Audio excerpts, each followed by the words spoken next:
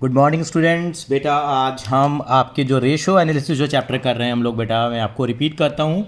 आपको याद होगा हम यहाँ पे रेशो एनालिसिस का चैप्टर कर रहे हैं। जो चैप्टर हम लोग कंप्लीट कर चुके हैं रेशो एनालिसिस का चैप्टर, उसके अंदर में एक मस्ट वॉच वीडियो मैं आपके लिए लेके आ रहा हूँ। मैंने इस वीडियो का नाम भी रखा है must watch video. What do mean by the must watch video का मतलब क्या है हमारे पास, ये वीडियो नंबर हमारी 8 है बेटा। ये वीडियो नंबर 8 है और आज हो गई है 27 ऑफ नॉट दिसंबर, 27 ऑफ सितंबर 2020। और ये हमारे लिए एक मस्ट वॉच वीडियो होगी जिसके अंदर में पूरा चैप्टर अब कॉम्प्रीहेंड करेंगे। यानी कि बिल्कुल हम लोग इस चैप्टर को क्या करने के लिए आए हैं, यहाँ पे रिवाइज करने के लिए आए हैं। सारे के सारे फॉर्मूले हम एक साथ फटाफट से हम रिवाइज करेंगे बहुत कम टाइम में। तो मैं आपकी जानकारी के लिए बता दूं कि हमने रेशोज़ को बेटा 4 पार्ट्स के अंदर डिवाइड किया था। एक हम ब्रॉड आउटलुक यहाँ पे आपको बताने जा रहे हैं। पहली जो रेशो थी उसका नाम था बेटा हमारे पास लिक्विडिटी रेशो। मैं आपकी जानकारी के लिए बता देता हूँ, पहली रेशो हमारी लिक्विडिटी रेशो थी। उसके बाद दूसरी जो रेशो थी हमारे पास उसका नाम था सॉल्वेंसी रेशो, जिसको हम लॉन्ग टर्म सॉल्वेंसी बोलते हैं। और तीसरी रेशो का नाम हमारा क्या था बेटा, तीसरी रेशो हमारी थी टर्नओवर रेशोज थी बेटा, टर्नओवर रेशोज़ थी। तो यानी कॉम्प्रिहेंसिव व्यू लेंगे। बहुत इंपॉर्टेंट मस्ट वॉच वीडियो है आप लोगों के लिए प्रॉफिटेबिलिटी रेशो। और इस चैप्टर के बाद हम लोग हमारी क्लास 12 का लास्ट चैप्टर करेंगे कैश फ्लो स्टेटमेंट का, जिसकी बेटे 8 नंबर की है सीबीएसई में करीब करीब। तो बेटा लिक्विडिटी रेशो की हम बात करते हैं। तो लिक्विडिटी रेशो के अंदर में साथ साथ में आपको सारे फॉर्मूले भी मैं एक साथ दोबारा आपको इस वीडियो के अंदर में हम स्क्रीनशॉट लेके आएंगे सभी फॉर्मूलाज के लिए। नंबर 1 हमारे पास यहाँ पे किसका फॉर्मूला बनता है बेटा, यह सबसे पहले हमारे पास यह बनता है करंट रेशो बनती है, करंट रेशो बनती है। और दूसरी रेशो हमारे पास यहाँ क्या बनती है बेटा, यस हमारे पास जो फॉर्मूला बनता है वो बनता है लिक्विड रेशो का। लिक्विड रेशो के अदर नाम भी थे एसिड टेस्ट रेशो और क्विक रेशो। और इसका फॉर्मूला क्या है, मैं शॉर्टकट लिखूंगा CA/CL। CA का मतलब करंट एसिड्स और CL का मतलब करंट लाइबिलिटी। इसका फॉर्मूला बनेगा liquid acids upon current liability बनता है। और लिक्विड एसिड्स आपको बताए थे करंट एसिड्स में से 2 चीज़ें माइनस करेंगे, यानी कि लिख देता हूँ लिक्विड एसिड क्या होते हैं, current acid minus stock minus P का मतलब प्रीपेड एक्सपेंसेस। चलिए जी, इसके बाद हमें आऊँगा बेटा यहाँ पे, मैं इसके बाद जो मेरी टेरिटरी है वो दूसरी टेरिटरी के अंदर आऊँगा मैं। वो मेरी दूसरी टेरिटरी क्या होगी बेटा, बिल्कुल इस टेरिटरी में आएंगे। सॉल्वेंसी रेशो कितने तरह की होगी, 4 तरह की। लिक्विडिटी में 2 रेशो होती हैं, यहाँ 4 रेशो होती हैं, यहाँ भी मेरी 4 रेशो होती हैं। प्रॉफिटेबिलिटी में 5 रेशो हैं, आपने डिटेल में पढ़ा भी है। नंबर 1 में आऊँगा यहाँ पे, आप स्क्रीनशॉट लेते रहना बेटा। सबसे पहले रेशो आती है यहाँ पे बेटा डेट इक्विटी रेशो आती है, डेट इक्विटी रेशो जो आपको बिल्कुल याद होनी चाहिए। इसका फार्मूला है डेट अपॉन इक्विटी है, डेट अपॉन इक्विटी है। दूसरी रेशो हमारे पास आती है बेटा यहाँ पे total acids to debt ratio, total acid to debt ratio. Debt ratio का मतलब वही लॉन्ग टर्म डेट आता है बेटा, मैंने बताया भी था, यहाँ लिख देना आप लॉन्ग आता है, लॉन्ग टर्म डेट आते हैं। टोटल एसिड टू नाम से पता लग रहा है, TA का मतलब टोटल एसिड, LTD का मतलब क्या है, लॉन्ग टर्म डेट हमारे पास होंगे। ये कॉम्प्रिहेंसिव व्यू हम लेके आ रहे हैं इस वाली वीडियो के अंदर में। नंबर 3 पे हमारे पास आती है बेटे प्रोप्राइटरी रेशो, यानी कि इसको याद करने से आपको बेटर हो जाएगा सारी रेशो के बारे में। प्रोप्राइटरी रेशो, प्रोप्राइटरी रेशो का फॉर्मूला क्या है, प्रोप्राइटर फंड अपॉन हमारे पास क्या आता है बेटे टोटल एसिड्स इनटू 100 ले लेते हैं, यानी कि परसेंटेज में भी ये रेशो निकाल देते हैं। नंबर 4 पे हमारे पास आती है ICR, interest coverage ratio, interest coverage ratio. Interest को कवर करने वाली रेशो होती है और ये क्या मानी जाती है आपकी, इस रेशो का फॉर्मूला होता है profit before interest and tax upon I का मतलब मैं खुद, इंटरेस्ट आ जाता है, interest on long term loan आ जाता है। ये इसका फॉर्मूला होता है। यानी कि अभी तक हम लोगों ने 4 रेशो करी और यहाँ पे क्या होती है, जितनी भी रेशो हमारी हायर होती है नॉर्मली वो हमारी क्या मानी जाती है, बेटर मानी जाती है। इस रेशो का स्टैंडर्ड क्या माना जाता है, 2:1 माना जाता है इस रेशो का स्टैंडर्ड। इस रेशो का स्टैंडर्ड कितना माना जाता है, 1:1 होती है तो बेटर मानी जाती है। डेट इक्विटी रेशो का स्टैंडर्ड कितना माना जाता है, 2:1 माना जाता है। इनके ऐसे कोई स्टैंडर्ड यहाँ पे नहीं है। इंटरेस्ट कवर रेशो का जो स्टैंडर्ड माना जाता है वो 8 to 10 टाइम्स माना जाता है, यानी कि ये रेशो टाइम्स में आती है। इकलौती रेशो है इस कैटेगरी में जो हमारी रेशो है टाइम्स में आती है। उसके बाद हम टर्नओवर रेशो की कैटेगरी में जाते हैं। टर्नओवर रेशो में बेटा यानी कि आपकी 4 रेशो आती हैं बेटे। पहली रहती है, मैं शॉर्टकट में लिखूँगा इन्वेंट्री टर्नओवर रेशो, ये आपके नाम आपको पता होने चाहिए, इन्वेंट्री टर्नओवर रेशो। आज के बाद शॉर्टकट में लिखेंगे हम इसको। इसका फॉर्मूला होता है बेटा बिल्कुल क्लियर फॉर्मूला है, cost of goods sold, CRFO upon average inventory. CRFO कैसे निकालते हैं ये आपको मैंने बहुत डिटेल में बताया हुआ है, वो आप CRFO के बारे में जानते हैं। दूसरी रेशो आती है ट्रेड रिसीवेबल टर्नओवर रेशो होती है। ट्रेड रिसीवेबल टर्नओवर रेशो क्या होती है हमारे पास, यस, वहाँ पे हम क्या लेते हैं, CRFO होता है, यहाँ पे लेते हैं हम क्रेडिट, वर्ड शुरू वो आपका यही होता है, क्रेडिट RFO लेते हैं। ये C का मतलब क्रेडिट नहीं है, ये कॉस्ट है। ये क्या है बेटा, कॉस्ट है। इसको हमेशा आप क्या करेंगे, याद रखेंगे, क्रेडिट RFO अपॉन में क्या लेते हैं, एवरेज ट्रेड रिसीवेबल्स। मैं आपको बताना चाहूँगा एवरेज ट्रेड रिसीवेबल, और आपको याद होगा जो हमारे एवरेज ट्रेड रिसीवेबल्स होते हैं वो हम कैसे निकालते थे, opening trade receivables plus closing trade receivables करके निकालते थे, अपॉन 2 कर देते थे। तीसरा रेशो आता था ट्रेड पेबल टर्नओवर रेशो आता था, उसका फॉर्मूला हम क्या लिखते थे, वहाँ पे हम क्रेडिट परचेज लिखते थे, क्योंकि पेबल हमेशा परचेज से रिलेटेड होते हैं, credit purchase upon average trade payable लिखते थे। एक फॉर्मूला और था वर्किंग कैपिटल टर्नओवर रेशो का। वर्किंग कैपिटल टर्नओवर रेशो का पहली ऑप्शन क्या होती थी, RFO ना मिले तो गुजारा कैसे चलाएंगे हम, CRFO से, अपॉन वर्किंग कैपिटल। और वर्किंग कैपिटल के बारे में भी आपको पूरी जानकारी है। ये हमारी 4 रेशो होती थी, इनका स्टैंडर्ड भी 8 to 10 टाइम्स माना जाता है। इकलौती रेशो हमारे पास ये है जो लोअर होगी तो बेटर होगी। ट्रेड पेबल टर्नओवर रेशो हमारी ऐसी होती है, लोअर इज़ बेटर। मैं लिख देता हूँ, यानी कि ये रेशो क्या मानी जाती है, लोअर इज़ बेटर। पूरी डिटेल में जानकारी के लिए आप बिल्कुल वीडियो में जाएंगे जहाँ पे कि हम लोगों ने टर्नओवर रेशो समझाई हुई है। तो यहाँ पे आप देखेंगे प्रॉफिटेबिलिटी रेशो 5 तरह की होगी। पहले होगी बेटा आपकी ग्रॉस प्रॉफिट रेशो। ये सारी की सारी रेशो किस पे डिपेंड करती हैं बेटा, gross profit upon RFO into 100 कहलाती है, मतलब RFO पे डिपेंड करती हैं। Gross profit upon RFO into 100, RFO भी आपको निकालना आता है। दूसरी हमारे पास आती है ऑपरेटिंग कॉस्ट रेशो। उसी ऑर्डर में चलेंगे, ऑपरेटिंग कॉस्ट रेशो, जैसे नाम से ही पता लग रहा है, OC का मतलब operating cost upon RFO into में 100, क्योंकि इनको परसेंटेज रेशो भी कहते हैं इसी कारण से हम लोग। नंबर 3 पे हमारे पास यहाँ क्या आती है बेटा, वो आती है operating profit. Operating profit ratio नाम से लग रहा है, ऑपरेटिंग प्रॉफिट को मैंने OP कह दिया। RFO इंटू 100 कहलाता है, RFO इंटू 100। नंबर 4 पे आती है बेटा यहाँ पे net profit ratio. Net profit ratio, net profit ratio का फॉर्मूला क्या है, net profit upon RFO into 100, यानी कि ऐसा लग रहा है सभी के अपॉन में 100 आ रहा है, वो RFO आ रहा है। नंबर 5 पे ROI निकलती है, रिटर्न इन्वेस्टमेंट। इसका फॉर्मूला था profit before interest tax and preference dividend upon capital employed into 100। तो अल्टीमेटली हम कह सकते हैं ये हमने सारी की सारी रेशोज़ को क्या करा बेटा, यहाँ पे हम लोगों ने समराइज़ किया है। जैसे मैंने बताया, ये वाली रेशो जितनी लोअर होगी उतनी हमारे लिए बेटर होगी। ऐसे ऑपरेटिंग कॉस्ट रेशो है, ये भी क्या मानी जाएगी, अगर लोअर होगी तो बेटर होगी ये रेशो भी। बाकी सारी रेशो जितनी ज़्यादा होंगी उतनी बेटर होगी। तो ऑपरेटिंग कॉस्ट रेशो भी, यानी कि जितनी हमारी कॉस्ट कम होगी वो हमारे लिए बेटर होगी। तो ये हमारा ब्रॉड आउटलुक आया है ये बैलेंस शीट के लिए। तो अब मैं इन सारे फार्मूलाज को, आप इसका स्क्रीनशॉट ले लीजिए। साथ साथ में अब आपको मैं स्क्रीनशॉट देने वाला हूँ जो भी हम लोगों ने स्टार्टिंग में जो वीडियो की थी उन सब के रिगार्डिंग। तो सबसे पहले मैं लिक्विडिटी रेशो पे जा रहा हूँ बेटा, कि लिक्विडिटी रेशो का फॉर्मूला, पहले आप इसका स्क्रीनशॉट ले लीजिए। फिर लिक्विडिटी रेशो के अंदर डिटेल में अगर आपको जाना है, सॉल्वेंसी में जाना है, टर्नओवर में जाना है, प्रॉफिटेबिलिटी में जाना है, तो इस रेशो के थ्रू आपको सब जगह का कॉम्प्रिहेंसिव व्यू मिल जाएगा। तो मैं यहाँ पे बेटा सबसे पहले जाना चाहूँगा लिक्विडिटी रेशो पे। देखिए ये मेरे पास लिक्विडिटी रेशो आ गई। ये आपको बिल्कुल याद होना चाहिए कि लिक्विडिटी रेशो के अंदर हम लोगों ने क्या क्या चीज़ें कैसे कैसे कवर की थी।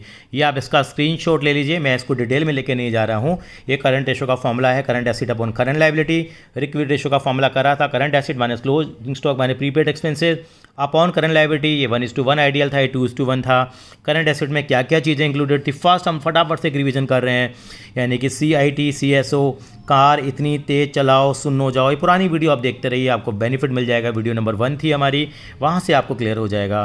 तो करंट इन्वेस्टमेंट में क्या क्या इंक्लूडेड था, इन्वेंट्री में क्या क्या इंक्लूड होता है, ये 1 मार्कर क्वेश्चन में काम आते हैं। ध्यान रखने वाली बात बिल्कुल मैं आपको यहाँ बताना चाहूँगा, ध्यान रखने वाली बात थी, जब हम इसमें क्या निकालते हैं बेटा, हम लोग जब इन्वेंट्री लेते हैं तो इन्वेंट्री के अंदर में रॉ मेटल आता है, वर्किंग प्रोडक्ट आता है, ये 4 चीज़ें ही आते हैं। लूज टोलर स्पेयर पार्ट्स को यहाँ पे हम क्या नहीं करते बेटा, इंक्लूड नहीं करते इस रेशो के लिए। ये ज़रूर ध्यान रखेंगे, आप इसका स्क्रीनशॉट ले लीजिए। उसके बाद हम लोगों ने और भी कुछ किया था यहाँ पे, यस इस वाले पेज का भी यहाँ स्क्रीनशॉट लेना बनता है आपका। तो इसके अंदर हमको बताया था करंट लायबिलिटी में क्या क्या चीज़ें आती हैं, सोनियो तुम ओ सोनी, सोनियो तुम ओ सोनी, ये चीज़ें यहाँ पे इंक्लूडेड थी। शॉर्ट टर्म बोरिंग में यानी कि हमारे पास लोन आएंगे लेस देन 12 मंथ्स, या ट्रेड पर में क्रेडिटर एंड बिल्स पेबल आएंगे। अदर करंट लायबिलिटी में आउटस्टैंडिंग एक्सपेंसेस हैं, इनकम रिसीव एडवांस है, कॉल से एडवांस है, अनक्लेम डिविडेंड है, interest accrued and due on debenture है। शॉर्ट टर्म प्रोविजन आएंगे, ये हम लोगों ने किए थे, लॉन्ग टर्म और शॉर्ट टर्म टोटल डेट है, ये फॉर्मूले इस तरह से किए थे, वहाँ डिटेल बना रखा, वीडियो में जा सकते हैं, सारे फॉर्मूले दे रखे हैं। ये बहुत इंपॉर्टेंट रिलेशन मैंने आपको बताया था, ये देसी बैलेंस शीट ही बनाई थी मैंने, आपको मालूम है मेन जो हेड होते हैं, शोर शराबा नहीं चलेगा, नहीं चलेगा, शोर शराबा नहीं है, share holder fund, non current liability, share holder fund है, ये हमारी नॉन करंट लायबिलिटी होती है, NCL लगाना भूल गया, देखिए यहाँ L लगा देंगे, करंट लायबिलिटी, ये मैथमेटिकली बराबर होते हैं, तो इससे भी हम कोई भी चीज़ हम क्या कर सकते हैं बेटा, डराइव कर सकते हैं। देसी बैलेंस शीट को वीडियो नंबर 1 में काफ़ी आसानी से बताया गया है। तो ये हमारा पहला वाला टॉपिक था हमारे पास। अब मैं आना चाहूँगा आपके पास, यहाँ पे मेरी जो ये रेशो कंप्लीट हुई है, उसके बाद अब सॉल्वेंसी रेशो के 4 टाइप थे, वो मैं आपके सामने यहाँ लेके आने वाला हूँ, यानी कि आई होप इसने इस वाले पेज का भी आपने स्क्रीनशॉट ले लिया होगा। उसके बाद मैं आपके पास आऊँगा बेटा दूसरी टाइप की जो रेशो है, देखिए बिल्कुल नोट्स आप बनाएंगे तो कहीं नहीं अटकने वाले बेटा। तो मैं यहाँ पे आ रहा हूँ बेटा आपके सामने, ये मेरी 4 रेशो थी, देखिए ये मेरी सॉल्वेंसी रेशो थी, ये मैंने चारों रेशो के यहाँ पे फॉर्मूले लिख दिए मैंने, जैसे अभी लिखे थे। अब इन चारों रेशो के बाद वहाँ भी मैंने इस तरह से लिखा हुआ है। अब इनकी डिटेल जानकारी के अंदर जाएंगे, आप इसका स्क्रीनशॉट ले लीजिए बेटा। यहाँ पे देखिए ये लॉन्ग टर्म डेट वाला जो था हमारे पास, ये डेट इक्विटी रेशो का फॉर्मूला है, फटाफट से हम इसलिए लेके आ रहे हैं। यहाँ पे लड्डू 2 ऑरेंज लो, लड्डू 2 ऑरेंज लो, ये बहुत आपको बताया हुआ है। यहाँ पे 2 और ऑरेंज नहीं है, यहाँ पे ये चीज़ें यहाँ पे पूछी जाती हैं। शेयर होल्डर फंड में क्या क्या चीज़ इंक्लूडेड होती हैं, सारा कुछ यहाँ पे बताया गया है। और उसके बाद देसी बैलेंस शीट को भी यहाँ बहुत अच्छे ढंग से बताया है। आई होप उसने उस वाले पेज का आपने स्क्रीनशॉट ले लिया होगा। तो ये हमारा फॉर्मूला था, बहुत ज़्यादा डिटेल में कोई चीज़ें नहीं है यहाँ पे, बहुत सिंपल सी चीज़ थी। उसके बाद इसी कैटेगरी के अंदर में हमारे पास एक total acid to debt ratio थी, ये तीनों रेशो थी हमारी, total acid to debt ratio, बहुत सिंपल फॉर्मूले थे। Proprietary ratio, proprietor fund upon total assets in 200, ये बहुत आसानी से आप कर सकते थे। अब मैं आ रहा हूँ बेटा तीसरी कैटेगरी पे आ रहा हूँ मैं। तीसरी कैटेगरी हमारे पास क्या है बेटा, यहाँ पे टर्नओवर रेशोज़ हैं। इन टर्नओवर रेशोज़ के फॉर्मूले देखिए यहाँ पे आपको मिल जाएंगे। हमारे पास चलेंगे आगे, ये हमारे टर्नओवर रेशोज़ के फॉर्मूले हैं, मैंने लिखा भी था, ये वीडियो नंबर 4 में आपको मिल जाएगा। सॉल्वेंसी रेशो वीडियो 3 में मिल जाएगी आपको बेटा, ठीक है। Inventory turnover ratio, trade receivable turnover ratio, trade payable turnover ratio, working capital turnover ratio, सारी रेशो मिल जाएंगी। यहाँ पे इन्वेंट्री टर्नओवर रेशो को डिटेल में लिया गया है, देखिए आप वीडियो नंबर 4 में जाके देख सकते हैं। CRFO का बहुत important formula, RFO minus gross profit या opening inventory plus purchases plus direct expenses minus closing inventory. और ये CRFO का फॉर्मूला आपको बताया हुआ, purchases net plus direct expenses plus change in inventory लेते हैं। चेंज इन इन्वेंट्री का मतलब opening inventory minus closing inventory करके हम लोग लिखेंगे। तो ये हमारे पास इस तरह से आ गए। डायरेक्ट एक्सपेंसेस भी आपको बताए गए हैं यहाँ पे क्या क्या हो सकते हैं, आप इसका स्क्रीनशॉट ले लीजिए। उसके बाद आपकी दूसरी रेशो यहाँ पे आई थी बेटा, ट्रेड रिसीवेबल टर्नओवर रेशो है, उसके भी फॉर्मूले हम लोगों ने यहाँ पे लिखे हुए हैं, आप इसका स्क्रीनशॉट ले सकते हैं डिटेल के अंदर में। उसके बाद आपका ट्रेड पेबल टर्नओवर रेशो आएगा, उसका स्क्रीनशॉट यहाँ से आप ले सकते हैं बेटा। यस, ये ट्रेड पेबल टर्नओवर रेशो है जिसके बारे में आपको बताया है। या नेट क्रेडिट परचेज निकालनी होती है, टोटल परचेज में से कैश परचेज और परचेज रिटर्न को क्या कर देंगे बेटा, माइनस कर देंगे। वीडियो नंबर 5 में है हमारे पास यहाँ पे। एंड देखो लोअर रेशो इज़ बेटर, काफ़ी एक्सप्लेन यहाँ पे हम लोगों ने किया हुआ है। उसके बाद आपके पास यहाँ पे एक अगली रेशो आएगी बेटा, वो वर्किंग कैपिटल टर्नओवर रेशो आएगी, और एक आएगी बेटा लास्ट रेशो, वही होगी।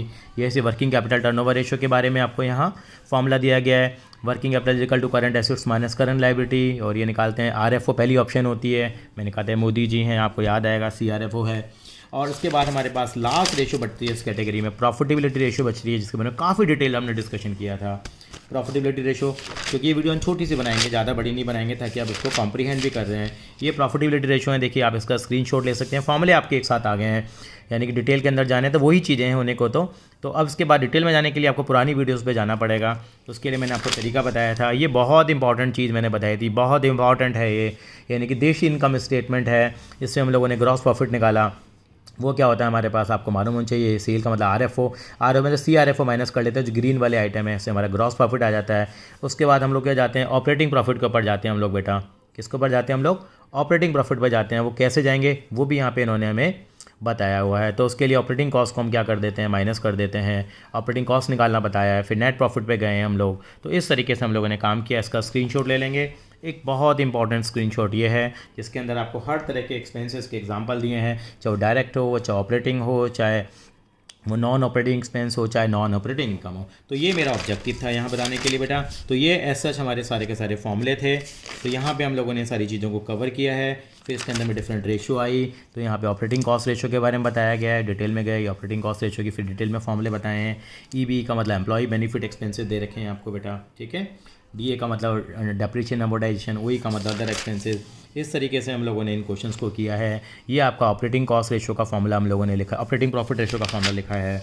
इस तरीके से हम आगे बढ़े हैं। ये हमारे फॉर्मूला लिखा हम लोगों ने किसका, आप स्क्रीनशॉट ले लीजिए। रिटर्न ऑन कैपिटल एम्प्लॉयड का फॉर्मूला है हमारे पास, एंड ठीक है। एक हमारा छूट गया था, ये नेट प्रॉफिट रेशो का फॉर्मूला है। आप लिख सकते हैं, स्क्रीनशॉट ले लीजिए, 10-12 स्क्रीनशॉट हो जाएंगे, तब आप इनको पेन डाउन कर सकते हैं। यहाँ पे आप वीडियो को स्टॉप करके भी काम कर सकते हैं।